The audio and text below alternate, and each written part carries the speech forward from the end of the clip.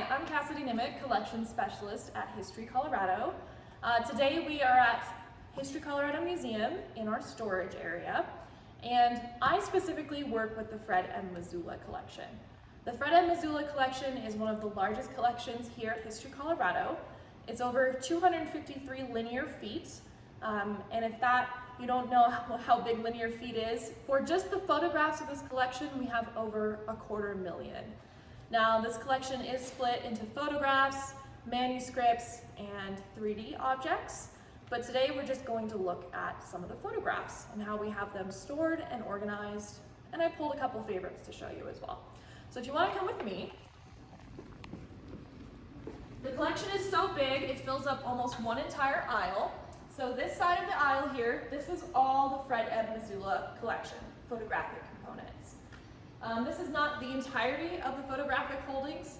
Some of them are stored at our off-site location simply because they're glass and it's too heavy to be stored here, or it's nitrate and it's simply unsafe to be stored here. But other than that, the majority of the photographs are in this one aisle. So if you want to come with me, I'll show you some of the stuff.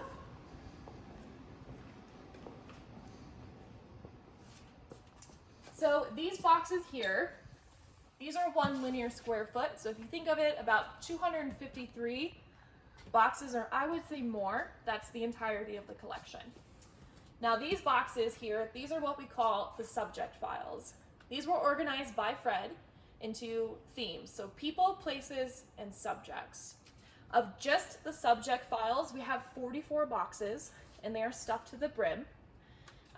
We have a very extensive list of folder by folder telling us what is hopefully in each folder, but we are going through them one by one and doing our best to scan them. So in these boxes, we have people like Louis Armstrong, William Henry Jackson, other notables from the American West. We have places, so just about every city in Colorado. And then we have things, anything from acrobats to animals to carriages, you name it, it's probably in the subject files. Now, other than the subject files, we also have some oversized photographs. That's anything that won't fit into these boxes. We also have some study prints that were printed out of glass plates or film that was stored off-site so people can still see what we do have. We have negatives, which are a lot of these boxes, as well as these. These are all negatives. Some of them are duplicates, some of them are originals, and I'll show you a couple in just a bit. Now, up here, the majority of this aisle, these are all scrapbooks and or albums from the Fred M. Mazzulla collection. Some of them are original scrapbooks from Colorado people, Colorado groups. Others are folders or scrapbooks put together by the Mazzullas about a specific subject. And then other than that, we have some miscellaneous boxes of negatives or glass, things like that. And I've actually pulled a handful of things to show you.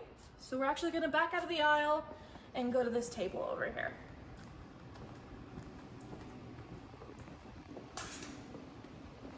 So this is what one of our subject file boxes looks like on the inside. If you want to come over here, you'll see how absolutely stuffed it is, full of images. We've got originals, we've got copy prints, we've got some duplicates, which we've been working to get through, but they are absolutely full of content. So this box here, this is all Cripple Creek photos, which also includes its neighboring city, Victor. Now, some of my favorite things in the collection are the scrapbooks, this being one of them. This scrapbook belonged to Colorado's longest working madam, Laura Evans. And there she is right there. And these are all slice of life photographs of her, her friends, other working girls, and just images of the town of Salida. This is an absolutely invaluable piece, and it's one of my favorite things we have. We have multiple scrapbooks from her. So this one over here, on the top it says My Memory Book. And then on the inside, you can see I've put paper in between all of it. These are all just more snapshots from the everyday lives of sex workers in Colorado. And then of course, in the Fred M. Mazzulla collection, he didn't just have friends that gave them their scrapbooks. he also went and purchased things, and a lot of these things had to do with Colorado photographers. One of those being Martin W. Truster. He was a nature photographer. We have a handful of his photographic albums, and this one is all about Yellowstone. And you'll see here on the front page, we have Truster himself, photographs of bears. There's a lot of hunting scenes and other images as well in here. We probably have a couple thousand Truster photos, and they're really great, just images of nature and scenery of the West. Now earlier I mentioned we have some oversized photos. I pulled a couple of those for you. Here we have photographs from the Jack Johnson versus the James J. Jeffries boxing match in Reno, Nevada on July 4th, 1910. So you want to come look at these. We have an image of both contestants. We have the famous Jack Johnson here getting ready to fight. And then we also have his opponent on the other side. Now over here in the box behind these are more of our oversized images if you're curious of the things we have. We've got baseball, we've got men's clubs, we've got minors, slice of life. Some of them, if we're lucky, have the names of everybody written on them, either on the front or the back. And as you can see, it just goes on and on and on. So this is the Elks Club, the Elks Opera House in Leadville. We have a couple boxes of those. Now, we also have a lot of glass plate negatives. And I'm gonna put on some gloves just so that the oils on my hands don't end up damaging any of these items because they're not protected. So these glass plates just happen to be here downtown instead of off-site. We have a lot of them. These are actually lantern slides of just Colorado people.